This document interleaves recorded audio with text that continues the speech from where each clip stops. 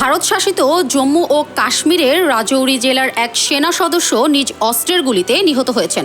ঘটনাটি ঘটেছে রাজৌরির সোলকি গ্রামের কাছে অবস্থিত একটি সেনা ক্যাম্পে।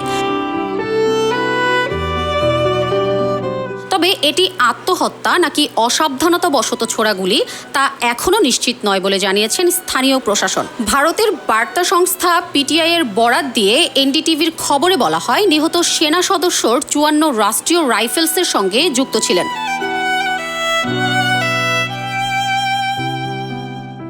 এবং শনিবার রাতের দিকে ক্যাম্পের কোম্পানি হেডকোয়ার্টারে প্রহরার দায়িত্বে ছিলেন। ক্যাম্পটি রাজৌরি শহর থেকে প্রায় ৪০ কিলোমিটার দূরে অবস্থিত। কাশ্মীরে সেনা ক্যাম্পে গুলি ছোড়ার এমন ঘটনা নতুন নয়। এর আগেও একই ধরনের পরিস্থিতিতে বেশ কয়েকবার সেনা সদস্য নিহত হয়েছেন বা আহত হয়েছেন, যার কিছু আত্মহত্যা হিসেবে চিহ্নিত হলেও কিছু ক্ষেত্রে দুর্ঘটনা বলেই দাবি করা হয়েছে। আলপনা খানম, নিউজ 21 ইন্টারন্যাশনাল ডেস্ক।